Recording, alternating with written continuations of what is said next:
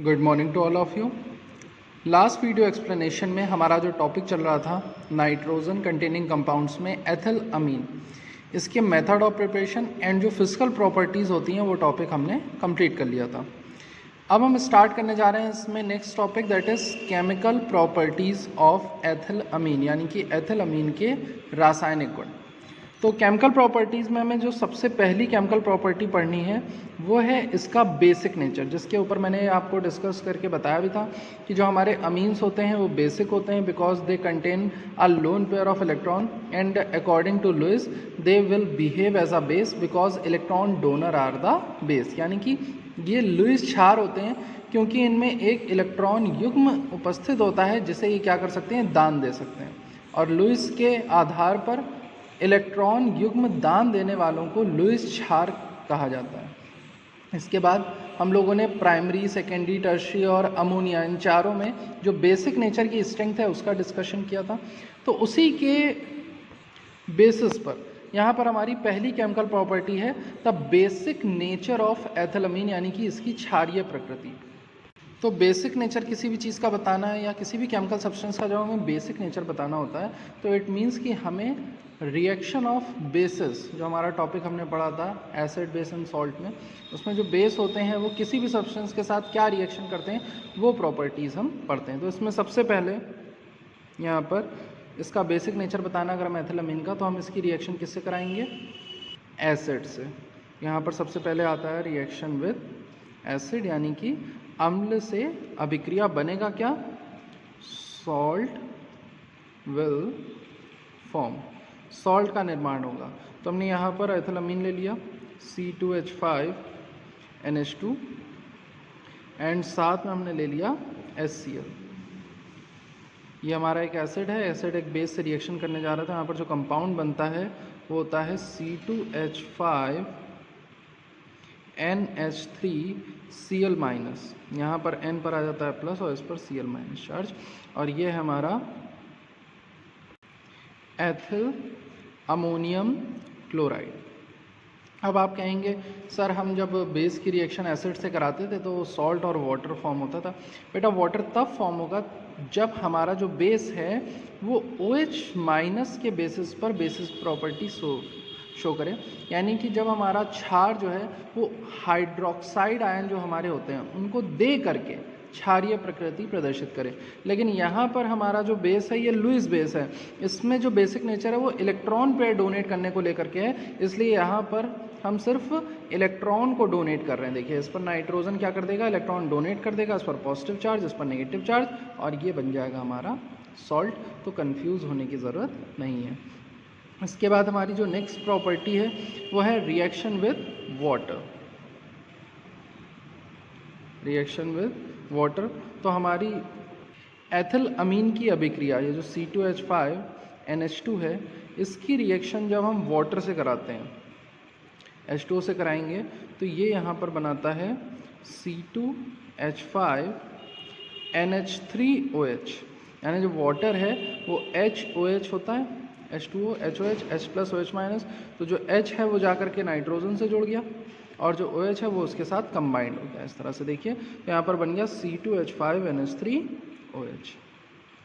या फिर हम इसको इस तरह से भी लिख सकते हैं, ये जो हमारा C2H5NH3OH है ये ब्रेकेबल होता है, यानी कि ये विघटित हो सकता है C2H5NH3 प्लस में और प्लस OH- में। शायद आपको याद हो हमने यही पढ़ा था कि जो एसिड और बेस होते हैं वो एक्व सॉल्यूशन में H+ और OH- देते हैं। तो देखिए हमने अपने इस बेस को वाटर में डिज़ोल्व किया, जल में घोला, तो इसने क्या कर दिया, हमें OH- आयन दे दिया। तो ये भी इस बात को प्रूव कर रहा है कि इसका नेचर कैसा होता है, बेसिक होता है। इसके बाद इसमें हमारा नेक्स्ट टॉपिक आता है, नेक्स्ट प्रॉपर्टी है formation of double salt. Double salt का मतलब है युग्म लवण का बनना। Acid, base and salt chapter में हम लोगों ने कई तरह के सॉल्ट पढ़े थे, कई तरह के लवण पढ़े थे, जिसमें एक थे हमारे सिंपल सॉल्ट, एक थे डबल सॉल्ट, एक थे मिक्स्ड सॉल्ट और एक थे कॉम्प्लेक्स सॉल्ट। सिंपल सॉल्ट में सिर्फ एक ही प्रकार का कैटायन और एनायन प्रेजेंट होता था। यहाँ पर डबल सॉल्ट जो होते हैं, जो युग्म लवण होते हैं, इसमें हमारे 2 कैटायन और 2 एनायन जो है प्रेजेंट रहते हैं, यानी उपस्थित रहते हैं। इसे हम कहते हैं डबल सॉल्ट। तो जो हमारा एथिल अमीन है ये HCl की प्रेजेंस में यानी हाइड्रोक्लोरिक एसिड की प्रेजेंस में PtCl4 यानी प्लेटिनम टेट्राक्लोराइड या AuCl3 के साथ रिएक्शन करके डबल सॉल्ट का फॉर्मेशन करता है। रिएक्शन देख लेते हैं यहाँ पर। तो हमने ले लिया C2H5NH2 प्लस HCl, ये HCl की प्रेजेंस में रिएक्शन हो रही है, किसके साथ कर रहा है, PtCl4 के साथ। ये भी हमारा एक सॉल्ट है। तो ये दोनों जब कंबाइंड होंगे यहाँ पर तो देखिए कंपाउंड क्या बनेगा, C2H5NH3 का होल ट्वाइस PtCl6। अब अगर आप इसको बैलेंस करने जाएंगे तो यहाँ पर 2HCl हो जाएगा और यहाँ पर इसके 2 मॉलिक्यूल्स आ जाएंगे। तो ये रिएक्शन हमारी क्या हो जाएगी, बैलेंस। नाम क्या पड़ेगा इसका, एथिल अमीन क्लोरोप्लेटिनेट। तो नाम लिख लेते हैं एथिल अमीन क्लोरोप्लेटिनेट। और इसी तरह से जब आप Au यानी गोल्ड के साथ कराएंगे तो इसका नाम पड़ जाएगा एथिल अमीन ऑरिक क्लोराइड। रिएक्शन देख लीजिए, C2H5NH2 HCl की प्रेजेंस में ऑरिक क्लोराइड के साथ रिएक्शन कर रहा है। Au जो कि गोल्ड होता है, इसको ऑरिक कहते हैं, इसका लैटिन नेम ऑरिक होता है, ऑरम होता है। तो यहाँ पर ये ऑरिक क्लोराइड के साथ HCl की प्रेजेंस में जब रिएक्शन करता है तो कंपाउंड बनता है एथिल अमीन ऑरिक क्लोराइड। जो HCl है वो H और Cl में ब्रेक हुआ, H जा करके NH2 से जुड़ गया तो NH3 बन गया, और Cl जा करके AuCl3 से जुड़ गया तो बन गया AuCl4। तो ये थी हमारे युग्म लवणों का बनना यानी कि फॉर्मेशन ऑफ डबल सॉल्ट। इसके बाद चलते हैं अपनी नेक्स्ट प्रॉपर्टी की तरफ। ये है PPT of metal hydroxide. PPT का मतलब होता है, ये पावर पॉइंट प्रेजेंटेशन वाला PPT ही नहीं है, ये है प्रेसिपिटेशन वाला PPT। प्रेसिपिटेट क्या होते हैं, ऐसे हमारे इनसॉल्युबल कंपाउंड्स जो दो सॉल्यूशंस को मिक्स करने पर मिलते हैं। मतलब हम जब दो सॉल्ट्स को आपस में मिक्स करते थे तो उसमें से एक सॉल्ट जो है वो इनसॉल्युबल सेमी सॉलिड के फॉर्म में बन जाता था, मतलब एक अघुलनशील पदार्थ में परिवर्तित हो जाता था, जिसे हम चाहें जितना घोल लें लेकिन वो दोबारा से उसमें घुलनशील नहीं होता था। ऐसे पदार्थ को हम प्रेसिपिटेट यानी अवक्षेप कहते थे। तो यहाँ पर हमारा जो एथिल अमीन है, ये जब आयरन, एल्युमिनियम, क्रोमियम इनके साथ रिएक्शन करता है, यानी इनके सॉल्ट्स के साथ जब रिएक्शन करता है तो उन्हें उनके हाइड्रोक्साइडों के फॉर्म में प्रेसिपिटाइज कर देता है, यानी कि उनके हाइड्रोक्साइडों के रूप में अवक्षेपित कर देता है। किस तरह से, रिएक्शन देखिए। तो यहाँ पर हमने ले लिया C2H5NH2 और इसकी रिएक्शन हम करा रहे हैं यहाँ पर FeCl3 के साथ। तो ये फेरिक क्लोराइड है, इसकी रिएक्शन हो रही है एथिल अमीन के साथ। ये जो रिएक्शन है ये वाटर की प्रेजेंस में होती है। जब आप बुक में देखेंगे या कहीं और देखेंगे तो सबसे पहले हम वाटर और ये जो हमारा एथिल अमीन है इसकी आपस में रिएक्शन करा करके, यहाँ पर मैं दिखा देता हूँ आपको, C2H5NH2 प्लस H2O, ये जब आपस में रिएक्शन करते हैं तो बनता है C2H5NH3OH और इसका नाम होता है एथिल अमोनियम हाइड्रोक्साइड। तो यहाँ पर ये दोनों पहले मिल करके एथिल अमोनियम हाइड्रोक्साइड बनाते हैं और वो जब FeCl3 के साथ रिएक्शन करता है तो देखिए क्या होगा, जो Fe है वो इस हाइड्रोक्साइड आयन के साथ प्रेसिपिटाइज हो जाता है और बना लेता है FeOH का होल थ्राइस। तो ये हो गया हमारा फेरिक हाइड्रोक्साइड और साथ में बन गया C2H5NH3Cl। अब हमें यहाँ पर 3 OH की रिक्वायरमेंट है तो ये हम कितने लेंगे, 3 और ये 3। तो ये रिएक्शन हो जाती है बैलेंस। अगर कोई इसे और इजी फॉर्म में लिखना चाहता है तो वो पहले ही इन दोनों की रिएक्शन करके क्या बना लेगा, एथिल अमोनियम हाइड्रोक्साइड का फॉर्मेशन कर लेगा। देन इसके बाद इन दोनों की डायरेक्ट रिएक्शन भी वो करवा सकता है। मैं नेक्स्ट रिएक्शन इसी फॉर्म में दिखा देता हूँ। यहाँ पर मैंने ले लिया C2H5NH3OH। देखिए ये रिएक्शन हो चाहे ये रिएक्शन हो, दोनों सेम रिएक्शन। यहाँ पर मैंने वाटर अलग से लिया हुआ है, यहाँ पर मैंने पहले ही वाटर से रिएक्शन करा लिया। तो जब एथिल अमीन वाटर से रिएक्शन करता है तो बनाता है एथिल अमोनियम हाइड्रोक्साइड। तो मैंने अब एथिल अमोनियम हाइड्रोक्साइड लिया है और इसकी रिएक्शन कराता हूँ AlCl3 से।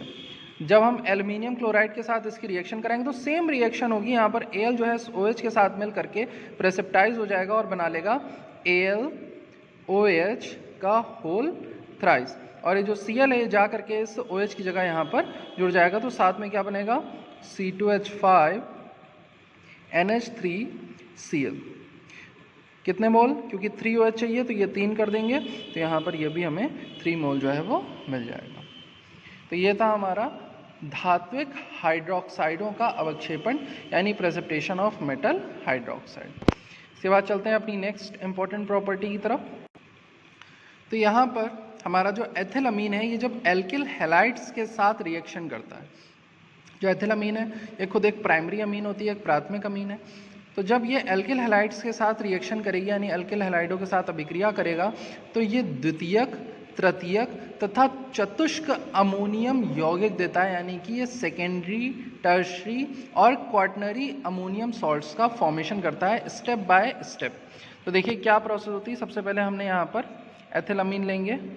तो देखिए हमने एथिलअमीन लिया और एथिलअमीन की रिएक्शन करा दी एथिल क्लोराइड से। C2H5NH2 की रिएक्शन C2H5Cl से कराएंगे तो क्या होगा, ये जो NH2 आप देख रहे हैं इसमें से एक हाइड्रोजन हट जाएगा और उसे एक हाइड्रोजन की जगह आकर के यहाँ ये जो C2H5 है ये जुड़ जाएगा, और जो हाइड्रोजन यहाँ से निकलेगा वो जुड़ जाएगा Cl के साथ और बना लेगा HCl।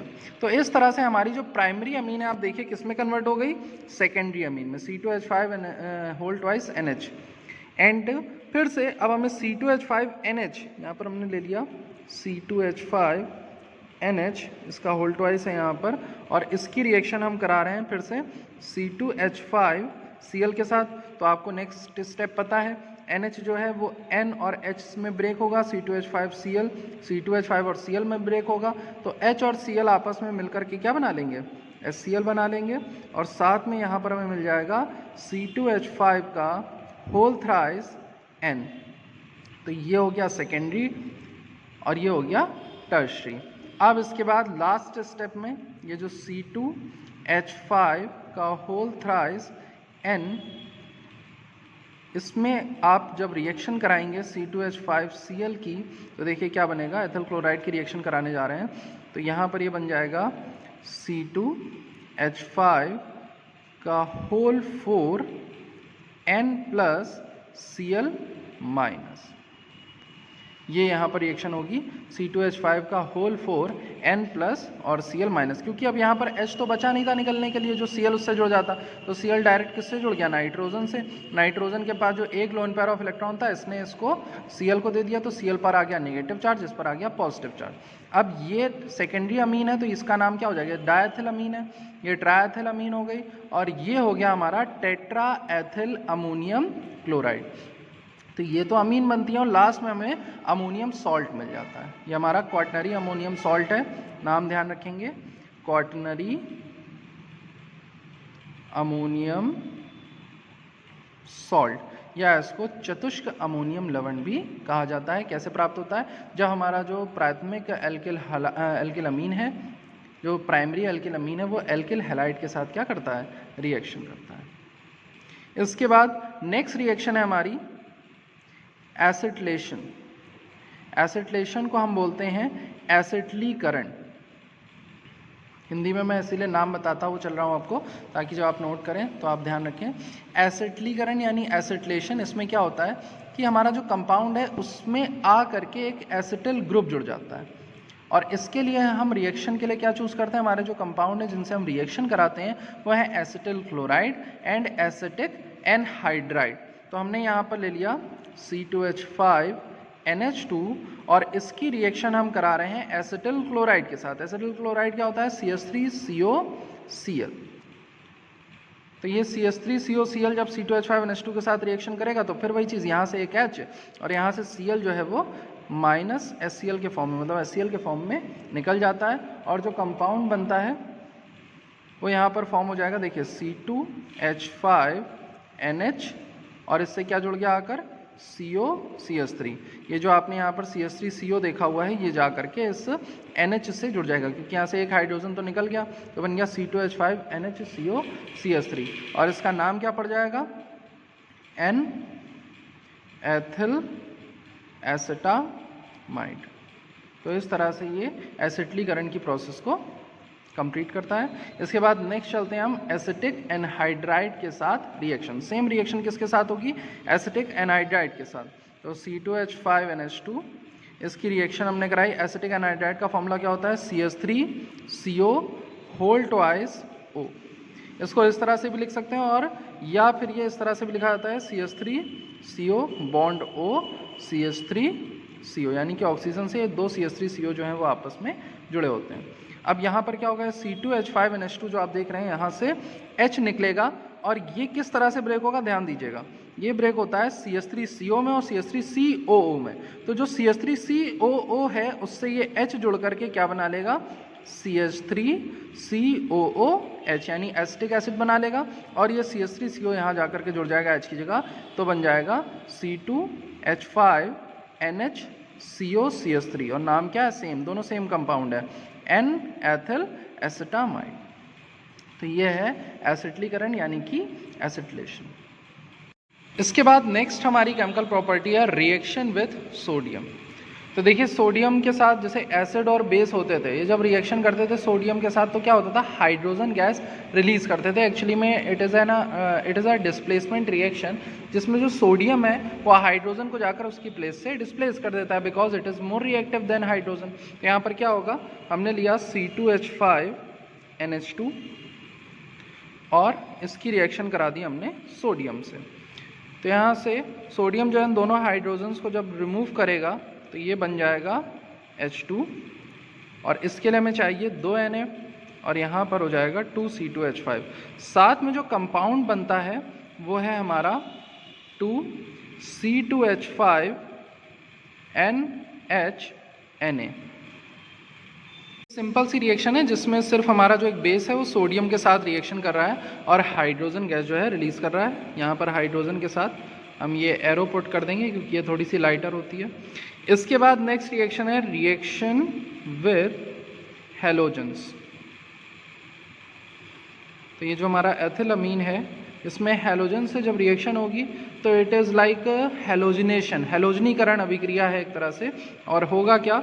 जैसे हमने C2H5NH2 एथिलअमीन लिया और इसकी रिएक्शन हमने कराई Cl2 से। तो कुछ बच्चे जिन्हें प्रैक्टिस है वो समझ गए, यहाँ पे H निकलेगा, यहाँ से Cl माइनस HCl हो जाएगा और एक Cl जाकर वहाँ पर जुड़ जाएगा और बना लेगा C2H5NHCl।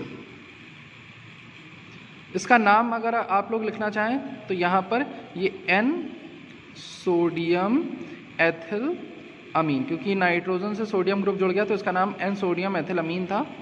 नाम मैंने लिखना भूल गया था। और आप खुद से ये हैबिट डालिए कि आप नेमिंग कर पाएँ कंपाउंड्स की।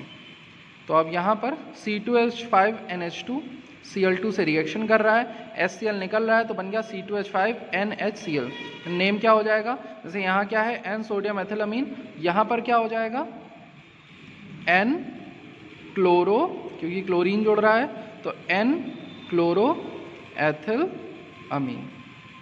इसी रिएक्शन को अभी हम आगे और कंटिन्यू करा सकते हैं। एक हाइड्रोजन बचा हुआ है तो फिर से हमने यहाँ पर Cl2 की रिएक्शन करा दी तो ये जो H है ये एक Cl को लेकर के माइनस HCl ये HCl के फॉर्म में निकल जाएगा और दूसरा क्लोरीन ग्रुप यहाँ जुड़ जाएगा तो ये हो जाएगा C2H5NCl2 और इसका नाम क्या हो जाएगा? अब देखिए नाइट्रोजन से दो क्लोरीन जुड़े हैं तो नेमिंग हो जाएगी N, कोई बच्चा N लिखेगा N डाइक्लोरो, क्योंकि दोनों क्लोरीन जो है वो अलग अलग अटैच्ड है नाइट्रोजन से, तो हमें दोनों की पोजीशन बतानी पड़ेगी। दोनों नाइट्रोजन से अटैच्ड है तो हो जाएगा N, N dichloro ethyl अमीन।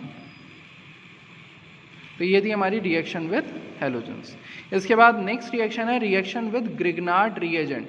मैंने आपको पहले भी बोला है कि जो हमारा ग्रिग्नार्ड रिएजेंट है, जो ग्रिग्नार्ड अभिकर्मक है, ये जब रिएक्शन करता है तो ये एक तरह से कुछ ना कुछ नया ऑर्गेनिक कंपाउंड जो है फॉर्म करता है। तो यहाँ पर जब हम एथिलअमीन की रिएक्शन ग्रिग्नार्ड रिएजेंट से कराते हैं तो हमें एल्केन्स मिलते हैं, मतलब जो भी हमने एल्किल ग्रुप लिया हुआ है एथिलअमीन का उससे एक कम कार्बन का एल्केन हमें मिल जाता है। रिएक्शन देखिए, ये मैंने एक जनरल रिएक्शन यहाँ पर लिखी हुई है जिसमें हमारा एथिलअमीन जो है C2H5NH2 ये रिएक्शन कर रहा है RMgX के साथ। यही होता है हमारा ग्रिग्नार्ड रिएजेंट, जहाँ पर R कोई भी एल्किल ग्रुप हो सकता है और X जो है कोई भी हेलोजन हो सकता है। तो अब मैं इसका एक एग्जाम्पल लिखता हूँ। जैसे ये है हमारा C2H5NH2, ये ब्रेक किस में होगा, तो C2H5NH2 में से एक हाइड्रोजन निकलेगा और वो हाइड्रोजन जाकर के, कोई एक हाइड्रोजन जाकर के इस R ग्रुप से जुड़ जाएगा।